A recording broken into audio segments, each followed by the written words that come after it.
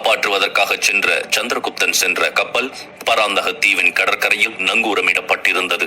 சந்திரகுப்தன் கிரேக்க படை வீரர்களிடமிருந்து ஹெலனாவை மீட்ட பிறகு அவளை உக்கிரசேனருடன் மகத நாட்டிற்கு செல்ல சொல்லிவிட்டு திடீரென இளவரசி நந்தினி பற்றி சிந்திக்க ஆரம்பித்தான். நந்தினியை தேடிச் சென்ற சம்புநாதர் எப்போதோ மகத நாட்டிற்கு திரும்பி இருக்க வேண்டும் என்ற நம்பிக்கை அவனுக்கு அதிகமாக இருந்தது. இதை பற்றி ஹெலனாவிடம் கேட்டான். ஆனால் அவள் தனக்கு எதுவும் தெரியாது என்று மறுத்துவிட்டாள். சந்திரகுப்தன் இளவரசி நந்தினியை பராந்தக தீவில் நிச்சயமாக கண்டுபிடிப்பேன் என்று முடிவு செய்தான். உக்கிரசேனர் கோபத்துடன் அவனை தடுத்து, செலூக்கஸ் நம்முடன் போர் புரிய வந்து கொண்டிருக்கிறான், அதனால் வியூகம் வகுக்க நாம் மகத நாட்டிற்கு சென்றே ஆக வேண்டும் என்று கூறுகிறார். அவர் பேசிக் கொண்டிருக்கும் போதே குறுக்கிட்ட சந்திரகுப்தன் சற்று கடுமையாக, போர் வியூகம் எப்போதும் ஆச்சாரிய சாணக்கியர் மற்றும் சம்புநாதரால் முடிவு செய்யப்படுகிறது. நாம் அவர்கள் கூறுவதை பின்பற்றுகிறோம், அவ்வளவுதான். எப்படி இருந்தாலும் இது எனது தனிப்பட்ட காரணம். அதனால்தான் நான் பராந்தக தீவுக்கு தனியாக செல்கிறேன். உங்களை மீண்டும் மகத நாட்டிற்கு திரும்பச் சொல்லி நான் கட்டளையிட்டேன். பிறகு எதற்கு நீங்கள் என்னை பின்தொடர நினைக்கிறீர்கள் என்று கேட்டான். உக்கிரசேனர் அதற்கு எதிர்ப்பு தெரிவித்து, உன்னை எப்படி நான் தனியாக போக விடுவது? மகத நாட்டின் சக்கரவர்த்தியின் பாதுகாப்பு எனக்கு முக்கியம். அதனால் இப்படி வீணாக பிடிவாதம் பிடிப்பதை விட்டுவிடு. ஹெலனாவை கண்டுபிடிப்பதிலே நாம் ஏற்கனவே தாமதமாக்கிவிட்டோம். மேலும் பராந்தக தீவை சுற்றியுள்ள பகுதி செலூக்கஸின் கீழ் இருப்பதாக வணிகன் கூறியதை மறந்துவிட வேண்டாம். அங்கே கிரேக்க வீரர்கள் அதிகம் இருக்கலாம் என்று கூறினார். ஆனால் சந்திரகுப்தன் இப்போது பின்வாங்க தயாராக இல்லை. அவன் உக்கிரசேனரை பார்த்து, என்னை பற்றி கவலைப்படாதீர்கள் உக்கிரசேனரை. என்னை எப்படி பாதுகாத்துக் கொள்வது என்று எனக்கு நன்றாக தெரியும். நான் பத்திரமாக திரும்பி மகத நாட்டிற்கு வந்து சேருவேன். நீங்கள் ஹெலனாவை அழைத்துக் கொண்டு உடனடியாக மகத நாட்டிற்கு செல்லுங்கள் என்று கூறினான். சந்திரகுப்தன் இப்படி பிடிவாதமாக பேசிக் கொண்டிருப்பதை பார்த்த ஹெலனா உடனே, இல்லை சக்கரவர்த்தி சந்திரகுப்தரே, நானும் உங்களுடன் இருப்பேன். ஏனென்றால் நான் மகத நாட்டின் அரண்மனையில் இருந்து உங்களுக்காகத்தான் இங்கே வந்தேன். இப்போது நான் உங்களுடன் மட்டும்தான் மகத நாட்டிற்கு திரும்புவேன் என்று கூறினாள். இதை கேட்டதும் சந்திரகுப்தன் சற்று குழப்பமடைந்தான். ஹெலனா கூறியதை அவன் உடனே மறுக்க நினைத்தாலும் ஹெலனாவின் முகத்தில் இருந்த உறுதியை பார்த்ததும் அவளும் தன்னை மாதிரி ஒரு குறிக்கோளை எடுத்திருக்கிறாள் என்பது அவனுக்கு புரிந்தது. சந்திரகுப்தன் அடுத்ததாக பேசுவதற்கு முன்பே உக்கிரசேனர் தன் படை வீரர்களை பார்த்து, நாம் அனைவரும் பராந்தக தீவிற்கு செல்வோம் என்று கட்டளையிட்டு கப்பலில் இருந்து இறங்கத் தொடங்கினார். படை வீரர்களும் அவரது கட்டளைக்கு உடன்பட்டு பின்தொடர ஆரம்பித்தனர். சந்திரகுப்தன் இப்போது ஹெலனாவை பார்த்தான். பிறகு அவனும் கப்பலில் இருந்து கீழே இறங்கினான். மறுபுறம் மகத நாட்டின் அரண்மனையில் ஆச்சாரிய சாணக்கியர் மற்றும் சம்புநாதர் ஆகியோர் செலூக்கஸுக்கு எதிராக ஒரு போர் வியூகத்தை வகுப்பதில் மும்முரமாக இருந்தனர்.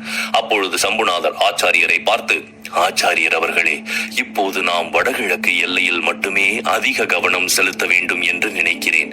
ஏனெனில் காந்தாரா நாட்டிலிருந்து செலூக்கஸின் கிரேக்க படை சௌராஷ்டிராவுக்கு புறப்பட்டு விட்டதால் அந்த திசையிலிருந்துதான் அவர்களை தாக்க முடியும் என்று கூறினார். அவர் கூறியதை கேட்ட ஆச்சாரியர், நம்முடைய ஒரு பெரிய படை ஏற்கனவே அந்த எல்லையில் நிறுத்தப்பட்டுள்ளது. ஆனால் செலூக்கஸ் இப்போது 4 திசையிலிருந்தும் நம்மை சுற்றி வளைக்க முயற்சி செய்வார்.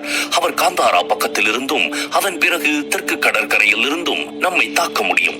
நீங்கள் சொல்வது போல் நம்முடைய முழு பலத்தையும் வடகிழக்கு எல்லையில் மட்டுமே செலுத்தினால் மற்ற எல்லைகளில் நம்மை காப்பாற்றுவது சிக்கலாகிவிடும் என்று கூறினார். ஆச்சாரியர் கூறியதை கேட்ட சம்புநாதர் தீவிரமாக எதையோ யோசிக்க ஆரம்பித்தார். அப்போது திடீரென அவருக்கு ஏதோ ஞாபகம் வந்தது. அவர் ஆச்சாரியரை பார்த்து, ஆச்சாரியர் அவர்களே, செலூக்கஸ் தன் மகள் ஹெலனாவை கண்டுபிடிக்கும் வரை அவர் நம்மை தாக்கும் அபாயத்தை எடுக்க மாட்டார் என்று சொன்னீர்கள். ஆனால் இப்போது காந்தாரா நாட்டிலிருந்து தன்னுடைய பெரும் படையை வரவழைத்திருக்கிறார். அப்படி என்றால் அவருக்கு ஹெலனா கிடைத்து விட்டாளா என்று கேட்டார். ஆச்சாரியர் இயல்பான முறையில், ஆமாம், நிச்சயமாக ஹெலனா கிடைத்திருக்கலாம் என்று கூறினார். ஆனால் சம்புநாதரின் சந்தேகம் இன்னும் தீரவில்லை. அவர் திரும்பவும் ஆச்சாரியரை பார்த்து, ஆச்சாரியரே, ஆனால் தளபதி செலூக்கஸ் புஷ்பநாதனின் நாக நாட்டிற்கு சென்று இருக்கிறார். அங்கு யாரையாவது கண்டிருந்தால் அது கயாவாகத்தான் இருக்க வேண்டும். அப்படி இருக்க ஹெலனாவை அவர் எங்கிருந்து கண்டுபிடித்திருப்பார் என்று கேட்டார். சம்புநாதரின் இந்த கேள்விக்கு ஆச்சாரியர் எந்த பதிலும் கூறவில்லை. மாறாக அவரது உதடுகளில் புன்னகை தோன்றியது. இதை பார்த்த சம்புநாதர் ஆச்சாரியரை சற்று ஆச்சரியத்துடன் பார்க்க ஆரம்பித்தார். அவர் ஆச்சாரியரை பார்த்து ஏதோ சொல்ல வரும் முன் யாரோ ஒருவர் ஆச்சாரியரின் அறைக்குள் நுழைந்தார். அது வேறு யாரும் அல்ல, ஆச்சாரியரின் தலைமை ஒற்றன் நன்மாறன் தான். அவனை பார்த்ததும் ஆச்சாரியரும் சம்புநாதரும் இன்ப அதிர்ச்சியில் இருந்தனர். ஆச்சாரியர் அவனை பார்த்து, ஓ நன்மாரா, திரும்பி வந்து விட்டாயா? நாங்கள் அனைவரும் உனக்காகத்தான் நீண்ட காலமாக காத்திருக்கிறோம். மன்னர் புஷ்பநாதனின் நாக நாட்டில் என்ன நடந்தது? சக்கரவர்த்தி சந்திரகுப்தரை பற்றி உன்னிடம் ஏதாவது தகவல் இருக்கிறதா? உக்கிரசேனரேகே, உன்னுடன் வந்த மகத நாட்டு போர் வீரர்களுக்கு என்ன நேர்ந்தது என்று ஆச்சாரியர் ஒரே மூச்சில் பல கேள்விகளை நன்மாறனிடம் கேட்டார். ஆச்சாரியர் கேட்ட கேள்வியை கவனமாக கேட்ட நன்மாறன், ஆச்சாரியரே, கடவுளின் அருளால் எல்லாம் நன்றாக நடந்தது. சக்கரவர்த்தி சந்திரகுப்தர் ராணி ரமணிகா மற்றும் புஷ்பநாதர் இருவரையும் தோற்கடித்தார். தளபதி உக்கிரசேனரும் மற்ற அனைத்து மகத நாட்டு வீரர்களும் சக்கரவர்த்தி சந்திரகுப்தனுடன் இருக்கின்றனர். நாக நாடு இப்பொழுது நம் வசம் வந்துவிட்டது. ஆனால் நாக நாட்டிற்கு செலூக்கஸ் தன்னுடைய படைகளுடன் வந்துவிட்டான். அதுவும் இல்லாமல் சௌராஷ்டிராவில் இருந்து கிரேக்க படை அதனை சுற்றி உள்ள அனைத்து நாடுகள் மற்றும் மாகாணங்களையும் கைப்பற்றிக் கொண்டு வருகிறது என்று கூறினான். இதை கேட்டதும் சம்புநாதர் மிகவும் ஏமாற்றம் அடைந்தார். ஆனால் இது ஏற்கனவே நடக்கும் என்று அவர்கள் நினைத்ததுதான். நன்மாறன் கூறிய அனைத்தையும் கேட்ட ஆச்சாரியர் எளிமையான குரலில், பிரச்சனை இல்லை நன்மாரா, அந்த நாடுகள் மற்றும் மாகாணங்கள் அனைத்தும் மீண்டும் மகத நாட்டுடன் வந்து சேரும் என்று அவர் கூறிக்கொண்டிருக்கும் போதே சம்புநாதர் குறுக்கிட்டு, அந்த கிரேக்க பெண் கயாவுக்கு என்ன நடந்தது என்று கேட்டார். அவள் பெயர் கயா கிடையாது சம்புநாதரே, ஹெலனா. அவள் கிரேக்க நாட்டின் தளபதி செலூக்கஸின் மகள். அவளை கிரேக்க வீரர்கள் அவர்களுடன் கிரேக்க நாட்டிற்கு அழைத்துச் சென்றனர் என்று நன்மாறன் கூறினான். அதை கேட்டதும் சம்புநாதருக்கு வியப்பாக இருந்தது. மீண்டும் ஒரு முறை ஆச்சாரியரை பார்த்தார். ஆச்சாரியரின் முகபாவனையிலிருந்து இந்த விஷயம் ஏற்கனவே எனக்கு தெரியும் என்பது போல் இருந்தது. சம்புநாதர் ஆச்சாரியரை பார்த்து, ஆச்சாரியரே, அப்படியெனில் இந்த விஷயம் ஏற்கனவே உங்களுக்கு தெரியும் அப்படித்தானே என்று கேட்டார்.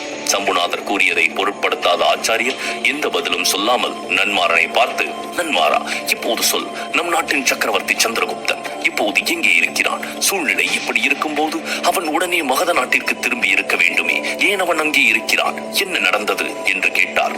ஆச்சாரியரே, அங்க நாட்டு துறைமுகம் வழியாக பேரரசர் சந்திரகுப்தன், உக்கிரசேனர் மற்றும் நம் நாட்டின் படை வீரர்கள் மகத நாட்டிற்கு திரும்புவார்கள். இந்த தகவலை உங்களிடம் தெரிவிக்க சொல்லித்தான் என்னை இங்கே அனுப்பி வைத்தனர். நான் ஒரு சிப்பாயுடன் காடு வழியாக ஒளிந்து கொண்டுதான் இங்கு வந்திருக்கிறேன் என்று கூறினான். நன்மாறன் கூறியதை கேட்ட ஆச்சாரியர் சற்று எதையோ யோசிக்க ஆரம்பித்தார். ஆச்சாரியர் யோசனையில் இருப்பதை பார்த்த சம்புநாதர், சந்திரகுப்த சக்கரவர்த்தியின் இந்த முடிவும் முற்றிலும் சரியானதுதான் ஆச்சாரியரே. ஏனென்றால் அவன் சௌராஷ்டிராவை நோக்கி போர் பிரச்சாரம் செய்த அதே பாதையில் இருந்து திரும்பியிருந்தால் அவன் செலூக்கஸின் பெரிய கிரேக்க படையுடன் நிச்சயமாக போரிட வேண்டி இருந்திருக்கும். அதை தவிர்ப்பதற்காகத்தான் கடல் வழி மார்க்கத்தை தேர்ந்தெடுத்திருக்க வேண்டும் என்று கூறினார். ஒருவேளை ஆச்சாரியருக்கும் இந்த விஷயம் ஏற்கனவே தெரிந்திருக்கும். ஆனால் அவர் மனதில் இப்போது வேறு ஏதோ ஒரு கேள்வி எழுந்து கொண்டிருந்தது. சிறிது நேரம் யோசித்த அவர் நன்மாறனை பார்த்து, செலூக்கஸின் வீரர்கள் ஹெலனாவை தங்களுடன் அழைத்துச் சென்றதாக நீ கூறினாய். அப்படியென்றால் செலூக்கஸ் இன்னும் இங்குதான் சுற்றி கொண்டிருக்கிறானா, இல்லை அவன் வீரர்களுடன் சென்று விட்டானா என்று கேட்டார். நன்மாறன் ஆச்சாரியர் கேட்டதற்கு மறுப்பு தெரிவித்து, இல்லை ஆச்சாரியரே, அவர் இங்குதான் இருக்கிறார். அவர் தன்னுடைய ஹெலனாவுடன் கிரேக்க நாட்டிற்கு செல்லவில்லை. மாறாக அவர் நேராக காந்தார நாட்டிற்கு சென்றார். அவர் செல்வதை நானே பார்த்தேன். அவருடன் ஹெலனாவோ அல்லது எந்தவித கிரேக்க வீரர்களும் இல்லை. அவருடன் ஆமாத்தியர் மட்டும்தான் இருந்தார் என்று கூறினார். நன்மாறனின் இந்த பதிலை கேட்டு சம்புநாதர் மீண்டும் குழம்பி போனார். ஆச்சாரியர் இப்போது மிகவும் தீவிரமான யோசனையில் மூழ்கினார். அவர் தனக்குள்ளேயே, ஹெலனாவை தன்னுடன் காந்தார நாட்டிற்கு அழைத்துச் செல்ல செலூக்கஸ் விரும்பவில்லை. அப்படியென்றால் ஹெலனாவை நேரடியாக கிரேக்க படை வீரர்களுடன் கடல் வழியாக கிரேக்க நாட்டிற்கு அனுப்பி இருக்க வேண்டும். புஷ்பநாதனின் நாக நாட்டின் எல்லையில் ஒரு கடற்கரை உள்ளது. அதன் வழியாகத்தான் சந்திரகுப்தன் மகத நாட்டை நோக்கி வந்து கொண்டிருக்க வேண்டும் என்று நினைத்துக் கொண்டிருந்தவர் சட்டென்று நன்மாறனை பார்த்து, சரி நன்மாரா, நீ இப்போது ஓய்விடு. ஆனால் நம் நாட்டிலிருந்து ஒரு ஒற்றனை சிந்து நாட்டிற்கு அனுப்பிவை. மேலும் காந்தாரத்தில் இருந்து தெற்கு கடற்கரை நோக்கி ஏதேனும் கடற்படை வருவதை பார்த்தால் அதை முன்கூட்டியே தடுக்க முயற்சி செய்ய வேண்டும் என்ற செய்தியை தெரிவித்துவிடு என்று கூறினார். ஆச்சாரியர் கூறியதை கேட்ட நன்மாறன், நீங்கள் கூறியபடியே செய்து விடுகிறேன் என்று ஆச்சாரியருக்கு நன்றி சொல்லிவிட்டு அங்கிருந்து கிளம்பிவிட்டான். மறுபுறம் பராந்தக தீவிற்கு வந்து சேர்ந்த கப்பலில் இருந்து சந்திரகுப்தன், உக்கிரசேனர், ஹெலனா மற்றும் மகத நாட்டு படை வீரர்கள் கீழே இறங்கினர். ஆனால் பராந்தக தீவின் துறைமுகத்திற்கு இது வழி அல்ல. அங்கு அடர்ந்த காடுதான் இருந்தது. வீரர்கள் முன்னால் சென்று கொண்டிருந்தனர். ஏனெனில் ஏதேனும் ஆபத்து ஏற்பட்டால் அதை முன்கூட்டியே தடுக்க முடியும் என்பதற்காக சந்திரகுப்தன் அவர்களுக்கு சற்று பின்னால் நடந்து சென்று கொண்டிருந்தான். ஹெலனாவும் அவனுடன் தான் நடந்து கொண்டிருந்தாள். அந்த அடர்ந்த காட்டை ஹெலனா பார்த்து கொண்டே சந்திரகுப்தனுடன் சென்று கொண்டிருந்தாள். இந்த நேரத்தில் இளவரசி நந்தினியின் மரணம் சந்திரகுப்தனுக்கு தெரிந்தால் இந்நேரத்தில் அவன் எப்படி நடந்து கொள்வான் என்ற ஒரே ஒரு கேள்வி அவள் மனதில் இருந்தது. இவ்வளவு நேரம் அமைதியாக இருந்த சந்திரகுப்தன் ஹெலனாவை பார்த்து, ஹெலனா, அப்படியானால் உன்னுடைய தந்தை செலூக்கஸின் ஆட்சி மக்கள் யாருமே வசிக்காத இந்த பராந்தக தீவு வரை நீடிக்கிறதா என்று கேட்டான். நந்தினியை பற்றிய யோசனையில் இருந்த ஹெலனா சந்திரகுப்தனின் குரலை கேட்டு சுய நினைவுக்கு வந்தாள். அவள் சற்று தயக்கத்துடன், அதை பற்றி எனக்கு எதுவும் தெரியாது என்று கூறினாள். ஹெலனா கூறியதை கேட்ட சந்திரகுப்தன், ஹெலனா, கடற்கொள்ளையர்களின் தளபதி திரவியன் உன்னை கடத்தியதிலிருந்து கிரேக்க படைகள் இந்த கடலிலும் அதை சுற்றியுள்ள அனைத்து தீவுகளிலும் ஆதிக்கம் செலுத்த ஆரம்பித்தனர். எல்லாவற்றிற்கும் மேலாக உன் தந்தை உன்னை மிகவும் நேசிக்கிறார் என்று கூறினான். சந்திரகுப்தன் கூறியதை கேட்ட ஹெலனா எதுவும் பேசாமல் அமைதியாகிவிட்டாள். சந்திரகுப்தனும் சிறிது நேரம் எதுவும் பேசாமல் அமைதியாக முன்னோக்கி நடக்க ஆரம்பித்தான். பின் ஹெலனாவை பார்த்து, ஆனால் நீ உன் தந்தையை அந்த அளவுக்கு நேசிக்கவில்லை, அதனால் தான் நீ அவருடன் திரும்பிச் செல்லவில்லை. இதற்கான காரணத்தை நான் தெரிந்து கொள்ளலாமா என்று கேட்டான். ஆனால் ஹெலனா இதற்கு பதில் அளிக்கவில்லை. அவள் அமைதியாகவே நடந்து சென்று கொண்டிருந்தாள். இதை பார்த்த சந்திரகுப்தனால் அதற்கு மேல் அமைதியாக இருக்க முடியவில்லை. அவன் திரும்ப கடுமையாக, ஆனால் நீ ஏன் என்னிடம் பொய் சொல்ல வேண்டும்? நீ ஹெலனா இல்லை, அவளுடைய பணிப்பெண் கயா என்று எல்லாரிடமும் எதற்காக காட்டிக்கொண்டாய்? எதற்காக இப்படி ஒரு செயலை செய்தாய்? ஹெலனாவால் இதற்கு மேல் அமைதியாக இருக்க முடியவில்லை. அவள் சந்திரகுப்தனை நேருக்கு நேராக பார்த்து, நான் எந்த தந்திரமும் செய்யவில்லை சந்திரகுப்தரே, நான் ஒரு உண்மையை மறைத்தேன், அவ்வளவுதான். நான் உங்களுடைய மோசமான எதிரி செலூக்கஸின் மகள் என்று தெரிந்தால் நீங்கள் என்னை விரோதமாக நடத்துவீர்கள் என்று பயந்தேன். அதை தவிர வேறு எதுவும் காரணம் இல்லை. இப்போது பாருங்கள், நான் கயா இல்லை ஹெலனா என்று தெரிந்தவுடன் என்னை பற்றிய உங்கள் அணுகுமுறை மீண்டும் மாறிவிட்டது. ஏனென்றால் இப்போது நான் உங்களது மிகப்பெரிய எதிரியின் மகள் என்ற உணர்வு உங்கள் மனதில் மீண்டும் வந்துவிட்டது என்று கூறினாள். ஹெலனா இப்படி பேசியதை பார்த்ததும் சந்திரகுப்தனுக்கு மிகவும் ஆச்சரியமாக இருந்தது. நடந்து சென்று கொண்டிருந்த அவன் திடீரென நின்றான். அதற்கான காரணத்தை விளக்க நினைத்த சந்திரகுப்தன் ஹெலனாவிடம் பணிவான குரலில், ஹெலனா, தயவு செய்து என்னை தவறாக புரிந்து கொள்ளாதே. உன் தந்தை செலூக்கஸ் எங்களுக்கு எதிரி என்பது உனக்கே நன்றாக தெரியும். அவர் மகத நாட்டிற்கு மட்டுமல்ல, நமது ஒட்டுமொத்த தேசத்திற்குமே எதிரி. அவர்களுடன் போர் செய்ய வேண்டிய கட்டாயத்தில் நாங்கள் இருக்கின்றோம். அது மட்டுமின்றி இந்த போருக்கு நீ காரணமாக இருப்பதை நான் விரும்பவில்லை. இந்த போருக்கும் உனக்கும் இடையில் ஏதாவது தொடர்பு வந்துவிட்டால் என்று சந்திரகுப்தன் சொல்லிக் கொண்டிருக்கும் போதே குறுக்கிட்ட ஹெலனா, அப்படியெனில் போர் தொடங்குவதற்கு முன்பு என்னுடன் இருக்கும் உங்கள் உறவு அனைத்தையும் முடித்துக் கொள்ள விரும்புகிறீர்கள், அப்படித்தானே? ஆனால் ஏன் எனக்காக திரும்பி வந்தீர்கள்? நான் கிரேக்க நாட்டிற்கு என் தந்தையின் படை வீரர்களுடன் சென்று இருப்பேன் அல்லவா என்று கேட்டாள். சந்திரகுப்தன் சிறிது நேரம் அமைதியாக இருந்தான். அதன் பிறகு, தளபதி செலூக்கஸ் வலுக்கட்டாயமாக அழைத்துச் செல்லும் பொழுது உன்னுடைய கவலையான முகம் உன்னை மீண்டும் அழைத்து வருமாறு என்னிடம் வேண்டிக் கொள்வது போல் இருந்தது. அது மட்டுமின்றி என்னால் என்னை தடுக்க முடியவில்லை என்று கூறினான். சந்திரகுப்தன் பராந்தக தீவில் நடந்து செல்லும் வழியில் ஹெலனாவிடம் சில கேள்விகளை கேட்டான். ஆனால் அவளுடைய பதில் சந்திரகுப்தனை ஒரு இக்கட்டான சூழ்நிலையில் சிக்க வைத்தது. ஹெலனா தன்னை ஒரு பணிப்பெண் கயா என்று அறிமுகப்படுத்திய போது சந்திரகுப்தன் அவளிடம் அன்பாக நடந்து கொள்ள ஆரம்பித்தான். ஆனால் தான் கயா அல்ல, ஹெலனா என்ற உண்மை வெளிச்சத்திற்கு வந்த பிறகு சந்திரகுப்தனின் நடத்தை முற்றிலும் மாறிவிட்டது என்று ஹெலனா கூறினாள். எதற்காக என்னை காப்பாற்றினீர்கள்? என்னை அப்படியே விட்டிருக்க வேண்டியதுதானே என்று ஹெலனா கேட்டதற்கு, உன்னுடைய அப்பா உன்னை வலுக்கட்டாயமாக அழைத்துக் கொண்டு சென்றார். அதுவும் இல்லாமல் உன்னுடைய பார்வை என்னை காப்பாற்றும்படி கூறுவது போல இருந்தது. என்னை என்னால் தடுக்கவும் முடியவில்லை, அதனால் தான் காப்பாற்றினேன் என்று கூறினான். சந்திரகுப்தன் கூறியதை கேட்ட ஹெலனா சற்று கிண்டலான குரலில், ஓ, அப்படி என்றால் நீங்கள் என் மீது பரிதாபப்பட்டீர்களா? சரி, பரவாயில்லை. ஒரு சக்கரவர்த்தி ஒரு அப்பாவி பெண்ணின் மேல் கருணை காட்டினீர்களே. ஆனால் நான் இந்த உணர்வுடன் உங்கள் அரண்மனைக்கு செல்ல விரும்பவில்லை சக்கரவர்த்தி. எனவே என்னை உங்களுடன் மகத நாட்டிற்கு அழைத்துச் செல்வதற்கு முன் அங்கு எனது நிலை என்னவாக இருக்கும் என்பதை முடிவு செய்யுங்கள். ஏனென்றால் பணிப்பெண் கயா உங்கள் அடைக்கலத்தில் இருக்க முடியும், ஆனால் தளபதி செலூக்கஸின் மகள் உங்கள் அடைக்கலத்தில் எப்படி எப்படி வைத்திருக்க முடியும் என்று கேட்டாள். ஹெலனா கூறுவதை கேட்ட சந்திரகுப்தன் சற்று கடுமையான குரலில், நீ கயாவாக இருந்த போதும் அரண்மனையில் உன் அந்தஸ்து இளவரசிக்கு நிகராகத்தான் இருந்தது. அதில் எந்த குறைவும் இல்லை.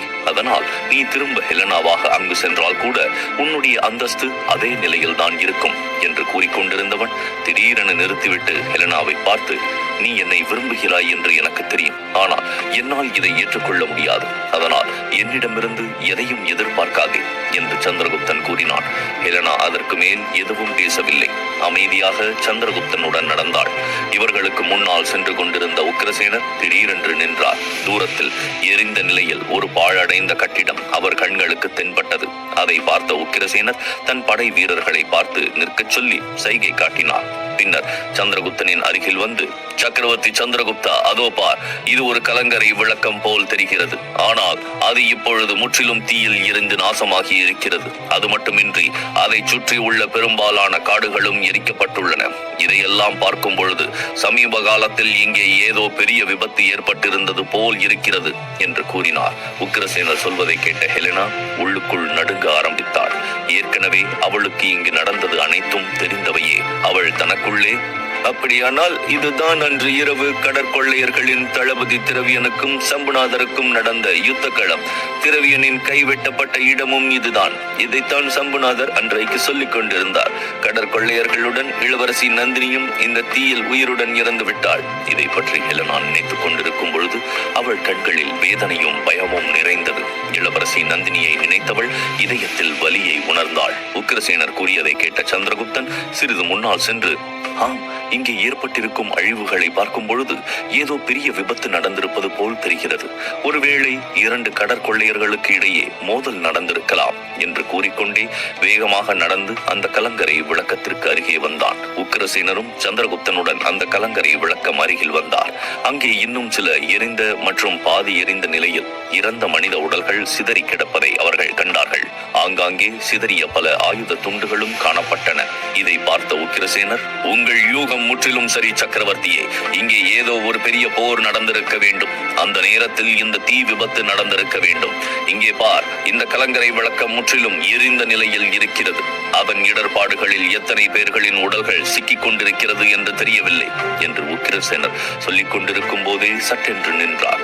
தூரத்தில் கிடந்த உலோகத் துண்டை நோக்கி அவரது கண்கள் சென்றன. உக்கிரசேனர் முன்னால் சென்று அந்த துண்டை கையில் எடுத்து கவனமாக பார்க்க ஆரம்பித்தார். சந்திரகுப்தன் அங்கே சிதறி கிடந்த இறந்த உடல்களை பார்த்து கொண்டிருந்தான். சந்திரகுப்தன் உக்கிரசேனரை பார்த்து, இந்த தீ விபத்து நடந்த பிறகு இங்கு யாரும் வரவில்லை போல் தெரிகிறது. காட்டு விலங்குகள் கூட இங்கு வரவில்லை போல. சிதறி கிடக்கும் இந்த சடலங்களை கூட அந்த விலங்குகள் விட்டு வைத்திருக்கின்றன என்று அவன் கூறிக்கொண்டிருக்கும் பொழுது குறுக்கிட்ட உக்கிரசேனர் அவனுடைய வார்த்தைகளை புறக்கணித்துவிட்டு, சக்கரவர்த்தி சந்திரகுப்தா, இதோ பார், ஒரு கவசம் உடைந்து கிடப்பது போல் தெரிகிறது. இதில் ஒரு அரசு சின்னம் இருக்கிறது. அது முற்றிலும் தெளிவாக தெரியவில்லை. ஆனால் அது மகத நாட்டைச் சேர்ந்ததாக இருக்கலாம் என்று நான் கணிக்கிறேன் என்று கூறிக்கொண்டே தன் கையில் இருந்த அந்த துண்டை சந்திரகுப்தனிடம் காட்டினார். இதை பார்த்ததும் சந்திரகுப்தன் ஒரு கணம் திடுக்கிட்டான். அதன் பிறகு உக்கிரசேனரிடம், ஆம் உக்கிரசேனரே, இது உண்மையில் மகத நாட்டின் அரசு சின்னம்தான். அதாவது மகத நாட்டின் சிப்பாய் ஒருவரின் கவசம் போல் இருக்கிறது. அதாவது சம்புநாதர் தனது படையுடன் இந்த இடத்திற்கு வந்திருக்க வேண்டும். இங்கே அவர்கள் கடற்கொள்ளையர்களை சந்தித்திருக்க வேண்டும். அதாவது இளவரசி நந்தினி இங்குதான் இருக்கிறாள் என்று அவர்களுக்கு தெரிந்திருக்கிறது. அதனால்தான் அவளை காப்பாற்றி அழைத்துச் செல்வதற்காக வந்திருக்கிறார்கள் என்று சொல்லிவிட்டு சந்திரகுப்தன் இப்பொழுது மிகவும் அமைதியற்றவன் போல் உணர்ந்தான். சந்திரகுப்தன் கூறிய அனைத்தையும் கேட்ட உக்கிரசேனர் திடீரென்று திகைத்து போனார். பின்னர் அவர் சந்திரகுப்தரை பார்த்து, சக்கரவர்த்தி சந்திரகுப்தா, சம்புநாதர் தனது படை வீரர்களுடன் இங்கு வந்திருந்தால் அவர் கண்டிப்பாக கடற்கொள்ளையர்களுடன் நடந்த போரில் நிச்சயமாக வெற்றி பெற்று கடற்கொள்ளையர்களை அழித்திருப்பார். இதையெல்லாம் பார்க்கும் பொழுது நான் கணித்தது போலதான் நடந்திருக்கும் என்று தெரிகிறது. ஆனால் இளவரசி நந்தினி இங்கு இருந்தாரா இல்லையா என்பது உறுதியாக தெரியவில்லையே என்று சொல்லிக் கொண்டிருக்கும் போது சட்டென்று மௌனமானார். திடீரென்று அங்கு சிதறி கிடக்கும் எஞ்சிய சடலங்களை பார்க்க ஆரம்பித்தார். சந்திரகுப்தன் மிகுந்த கவலையான குரலில், உக்கிரசேனரே, இந்த சடலங்களை ஏன் இப்படி பார்க்கிறீர்கள்? அதில் நந்தினியின் உடல் இருக்கும் என்று நினைக்கிறீர்களா என்று கேட்டான். சந்திரகுப்தனின் குரலில் கவலை நிறைந்திருப்பதை பார்த்த உக்கிரசேனர் ஏதோ சொல்ல வாயெடுக்கும் பொழுது, இல்லை உக்கிரசேனரே, அப்படி எதுவும் நடந்திருக்க வாய்ப்பில்லை. இளவரசி நந்தினி இன்னும் உயிருடன் தான் இருக்கிறாள். மாறாக இந்த இறந்த உடல்கள் அனைத்தும் அந்த கடற்கொள்ளையர்களுடையது. இதில் இருக்கும் ஒரு சடலம் அந்த கடற்கொள்ளையர்களின் தளபதியுடையதாக இருக்கும். சம்புநாதர் இளவரசி நந்தினியுடன் மகத நாட்டிற்கு பாதுகாப்பாக திரும்பி இருக்க வேண்டும். இப்படித்தான் நடந்திருக்க வேண்டும் என்று சந்திரகுப்தன் கூறினான். சந்திரகுப்தனின் மனமும் மூளையும் பைத்தியக்காரத்தனத்தால் மூடப்பட்டது போல் இருந்தது. திடீரென்று அவனது கண் தூரத்தில் நின்று இருந்த ஹெலனாவின் மீது விழுந்தது. அவன் வேகமாக அவளை நெருங்கி வந்து அவளை முறைத்தபடி, என்னிடம் எதையாவது மறைக்கிறாயா? சம்புநாதரை பற்றி உனக்கு எதுவும் தெரியாது என்று என்னிடம் பொய் சொல்லி இருக்கிறாய். சம்புநாதர் இங்கிருந்து நந்தினியை அழைத்துக் கொண்டு மகதத்திற்கு நிச்சயம் திரும்பி இருக்க வேண்டும். பேசு ஹெலனா, ஏன் அமைதியாக இருக்கிறாய்? ஏன் என்னிடம் பொய் சொன்னாய்? நந்தினி உயிருடன் இருக்கிறாள் தானே? அவள் மகத நாட்டின் அரண்மனையில் தானே இருக்கிறாள் என்று கேட்டான். சந்திரகுப்தன் இப்படி நடந்து கொள்வதை பார்த்து ஹெலனா பயப்பட ஆரம்பித்தாள். அவள் பதற்றத்துடன் பின்வாங்கி, இல்லை இல்லை சந்திரகுப்த சக்கரவர்த்தியே, எனக்கு எதுவும் தெரியாது. எனக்கு சம்புநாதரை பற்றியோ இல்லை இளவரசி நந்தினியை பற்றியோ எதுவும் தெரியாது என்று கூறினார். சந்திரகுப்தன் இப்போது திடீரென்று ஹெலனாவின் தோள்களின் மீது கை வைத்து பிடித்துக் கொண்டு அவளை வேகமாக குலுக்க ஆரம்பித்து, நீ பொய் சொல்கிறாய் என்று எனக்கு தெரியும். இளவரசி நந்தினியின் மீது உனக்கு பொறாமை அதிகமாக இருக்கிறது. அவளை உன் வழியில் இருந்து விலக்க விரும்புகிறாய். என் நந்தினி இன்னும் உயிருடன் தான் இருக்கிறாள். அவள் நலமாக மகத நாட்டின் அரண்மனையில் தான் இருக்கிறாள் என்று கூறினான். சந்திரகுப்தன் இப்படி நடந்து கொள்வதை பார்த்து ஹெலனாவின் பயம் இன்னும் அதிகரித்தாலும் அவள் தன்னை இயல்பாக இருப்பது போல காட்டிக்கொண்டு, இளவரசி நந்தினி உங்கள் அரண்மனைக்கு சம்புநாதருடன் திரும்பி வந்திருப்பாள் என்று உங்களுக்கு முழு நம்பிக்கை இருந்தால் நீங்கள் இங்கே நேரத்தை ஏன் வீணடிக்கிறீர்கள்? நீங்கள் உடனே மகத நாட்டிற்கு திரும்பிச் செல்ல வேண்டியது தானே என்று கேட்டாள். ஹெலனா இப்படி கூறுவதை கேட்ட சந்திரகுப்தன் அதிர்ச்சி அடைந்தான். அவன் உண்மையிலேயே இளவரசி நந்தினி பற்றி மிகவும் கவலைப்பட ஆரம்பித்தான். அவன் ஒவ்வொரு கணமும் தனது மனநிலையை இழக்க ஆரம்பித்தான். ஹெலனா சொல்வதை கேட்ட உக்கிரசேனர் சந்திரகுப்தனுக்கு அருகில் வந்து விளக்கம் தர ஆரம்பித்தார். சந்திரகுப்தா, ஹெலனா சொல்வது முற்றிலும் சரி. நாம் இளவரசி நந்தினியை பற்றி தெரிந்து கொள்ள வேண்டுமானால் நாம் உடனே மகத நாட்டிற்கு திரும்ப வேண்டும். அப்பொழுதுதான் இளவரசி நந்தினியின் நிலையை பற்றியும் நந்தினியை பாதுகாப்பாக அழைத்துச் செல்வதற்காக வந்த சம்புநாதரின் நிலையை பற்றியும் நாம் தெரிந்து கொள்ள முடியும் என்று கூறினார். சந்திரகுப்தனும் இப்போது தேவையில்லாமல் ஹெலனாவை சந்தேகிப்பதாக உணர்ந்தான். மாறாக இந்த பராந்தக தீவில் நேரத்தை வீணடிக்க கூடாது என்ற எண்ணமும் அவன் மனதில் எழ ஆரம்பித்தது. அவன் உக்கிரசேனரை பார்த்து, ஆனால் உக்கிரசேனரே, சம்புநாதர் அந்த கடற்கொள்ளையர்களிடம் வெற்றி பெற்றாரா இல்லையா என்று யாருக்கு தெரியும்? ஒருவேளை அவரே இந்த போரில் கொல்லப்பட்டிருக்கலாம். அந்த கடற்கொள்ளையர்களின் தளபதி திரவியன் நந்தினியை இங்கிருந்து அழைத்துக் கொண்டு ஓடி போயிருக்கலாம். அல்லது இன்னும் இங்கே எங்கேயாவது ஒளிந்து கொண்டிருக்கலாம். இதையெல்லாம் நாம் யோசிக்காமல் எப்படி இங்கிருந்து கிளம்புவது என்று சந்திரகுப்தன் கேட்கவும், உக்கிரசேனர் சற்று கடுமையான குரலில், சக்கரவர்த்தியே, நீ முதலில் உன்னை கவனித்துக் கொள். நீ ஏதேதோ கற்பனை செய்து கொண்டு மீண்டும் மீண்டும் இப்படி பேசுவதால் இளவரசி நந்தினி இப்போது உன் முன் வந்துவிட மாட்டாள். நிதானமாக சிந்தித்துப் பார். நாம் என்ன செய்ய வேண்டும் என்பதை பற்றி யோசனை செய். அப்பொழுதுதான் நந்தினியை பற்றி நாம் சீக்கிரம் கண்டுபிடிக்க இயலும் என்று கூறினார். ஆனால் சந்திரகுப்தன் திடீரென்று தன் இடையில் இருந்த வாளை எடுத்து உக்கிரசேனரை பார்த்து, உக்கிரசேனரை, அமைதியாக இருக்க இது நேரமில்லை. நான் இந்த தீவின் மூளை முடுக்கெல்லாம் தேடப் போகிறேன். நான் என் நந்தினியை இங்கிருந்து கண்டிப்பாக அழைத்துச் செல்வேன். அவள் இல்லாமல் நான் இங்கிருந்து வெளியேறப் போவதில்லை என்று சொல்லிக்கொண்டே அந்த காட்டில் முன்னேறி செல்ல இருந்தான். அப்போது ஒரு சிப்பாய் உரத்த குரலில், சக்கரவர்த்தி சந்திரகுப்தரே, அதோ பாருங்கள், அங்கே யாரோ என்று கத்தினான். நந்தினியை தேடி காட்டிற்குள் செல்ல இருந்த சந்திரகுப்தன் உடனே அதே இடத்தில் நின்றான்.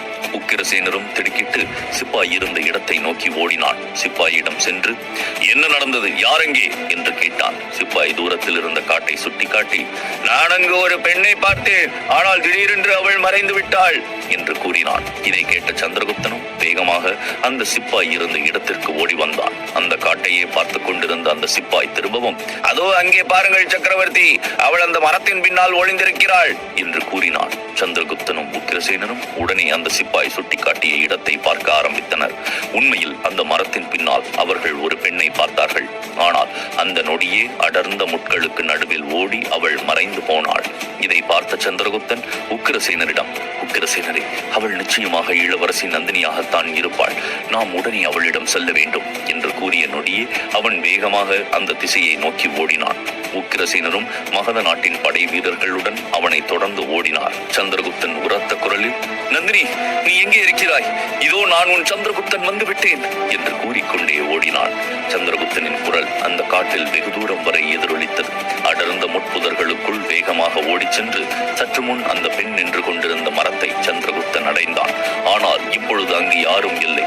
உண்மையில் வெகு தூரம் கூட எந்த அசைவும் இல்லை. சிறிது நேரத்தில் உக்கிரசேனரும் அனைத்து படை வீரர்களும் சந்திரகுப்தனுக்கு அருகில் வந்து சேர்ந்தனர். அங்கே எந்த பெண்ணும் இல்லாததை பார்த்து உக்கிரசேனர் தன் படை வீரர்களை பார்த்து, நீங்கள் அனைவரும் காட்டில் மூலை முடுக்கெல்லாம் சென்று தேடுங்கள். எந்த பெண்ணையாவது கண்டால் உடனே எனக்கு தகவல் தெரிவியுங்கள் என்று கூறினார். உடனே அனைத்து வீரர்களும் அங்கும் இங்குமாக சிதறி ஓட ஆரம்பித்தனர். அப்போது சந்திரகுப்தன் மீண்டும், நந்தினி, நீ எங்கே இருக்கிறாய்? இதோ நான் உன் சந்திரகுப்தன் வந்துவிட்டேன் என்று சத்தமாக கத்த ஆரம்பித்தான். அதன் பிறகு அவனும் காட்டில் ஒரு பகுதியில் நந்தினியை தேட ஒரு அடி எடுத்து வைத்தான். ஆனால் உக்கிரசேனர் அவனை தடுத்து, என்ன செய்கிறாய் சக்கரவர்த்தியே? அவள் இளவரசி நந்தினியாக இருக்க வாய்ப்பில்லை. அவள் நந்தினியாக இருந்திருந்தால் அவள் ஏன் உன்னை பார்த்து இப்படி ஓடியிருப்பாள்? நிச்சயமாக இது யாரோ ஒருவரின் தந்திரமாக இருக்கும் என்று எனக்கு தோன்றுகிறது என்று சொல்லிக் கொண்டிருக்கும் போதே சந்திரகுப்தன் உக்கிரசேனரை பார்த்து உக்கிரசேனரை பேசுவதை நிறுத்துமாறு செய்கை செய்தான். அவனுக்கு இப்போது தன் மீதே கோபம் வந்தது. நந்தினி அங்கு இல்லை என்பதன் காரணமாக அவன் சிந்திக்கும் திறமையை இழந்திருக்கிறான். அவன் எதையும் புரிந்து கொள்ளும் நிலையில் இல்லை. அதன் பிறகு தன்னை கட்டுப்படுத்திக் கொண்டு உக்கிரசேனரை பார்த்து, ஆமாம், நீங்கள் சொல்வது சரிதான் உக்கிரசேனரே. அவள் நிச்சயமாக நந்தினியாக இருக்க முடியாது. ஆனால் என்று அவன் பேசி முடிப்பதற்குள் காட்டில் பலத்த அலறல் சத்தம் கேட்டது. அந்த அலறல் சத்தம் ஒரு பெண்ணுடையது. அதை கேட்டதும் உக்கிரசேனரும் சந்திரகுப்தனும் ஒருவரை ஒருவர் திகைத்து பார்க்க ஆரம்பித்தனர். பின்னர் அவர்கள் ஹெலனாவை பற்றி நினைத்தனர். ஆமாம், மர்மமான பெண்ணை பின்தொடர்வதில் அவர்கள் ஹெலனாவை பற்றி முற்றிலும் மறந்து விட்டார்கள். ஹெலனாவின் ஞாபகம் வந்த சந்திரகுப்தன் திடீரென்று, ஹெலனா எங்கே? அந்த அலறல் சத்தம் ஒருவேளை ஹெலனாவுடையதாக இருக்கலாம் என்று கூறிக்கொண்டே ஹெலனாவை தனியாக விட்டுவிட்டு வந்த அந்த கலங்கரை விளக்கத்தை நோக்கி இப்போது வேகமாக ஓட ஆரம்பித்தார்கள். அந்த அலறல் சத்தம் உண்மையில் ஹெலனாவிடம் இருந்துதான் வந்ததா? மேலும் அந்த மர்ம பெண் யார்? இது சந்திரகுப்தனை சிக்க வைக்கும் சூழ்ச்சியா? மேலும்